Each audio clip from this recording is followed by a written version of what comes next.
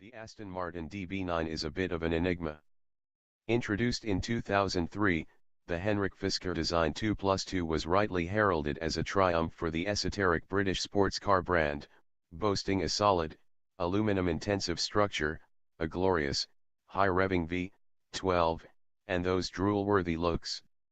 That form language has since been applied to the two-seat V8/V12 Vantage, scaled up for the Rapid sedan, and used on the faster and pricier Virage and Vanquish models.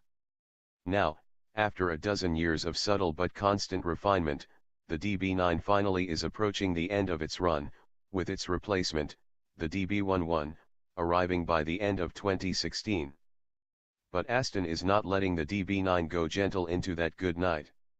Henceforth, the car will be sold in DB9 GT form only, boasting a V12 with 30 more horsepower than before, for a total of 540, effectively splitting the difference between the outgoing DB9 and the 568 HP Vanquish.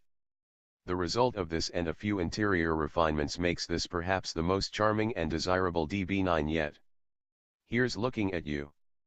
Honestly, regardless of how much power resided under its long hood, this car wouldn't have lasted this long if it weren't so damn pretty, and the GT's nominal exterior changes, new 20-inch wheels, standard carbon fiber accents, and GT badging, leave the DB9's enduring beauty unmarred.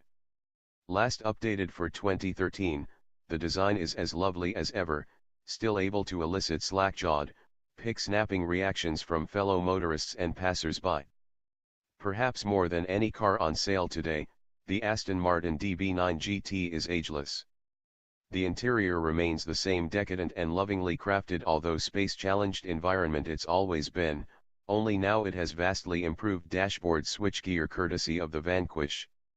Banks of capacitive touch buttons and gorgeous knurled knobs replace the DB9's slapdash pieces, and a new infotainment system is worlds more intelligent than before. Numerous other touches dress up the space, including a standard micro-suede steering wheel rim, on the coupe, at least, a padded headliner, and, of course, yards of hand-stitched leather. If Aston's intention was to create an interior environment that looks as special and expensive as the outside, well, mission accomplished. There remain a few gnats in the clotted cream, however. Some folks might recognize the window and mirror switchgear, as well as the air vents, from lesser brands that once were part of Aston Martin's corporate family when it was a part of the Ford Motor Company prior to being sold off in 2007. The navigation screen is too small by today's standards and can't quite bring itself to stand up straight, but rather faces slightly downward. While Aston has perfected the seats in front, the +2 rear seats remain unfit for most humans, although they make lavish shelves for briefcases, purses, and petite canines, and the cup holders can grasp nothing girthier than a Starbucks tall. And we can't fathom that after all these years Aston has never set a junior designer to the task of redesigning the unsightly steering wheel hub.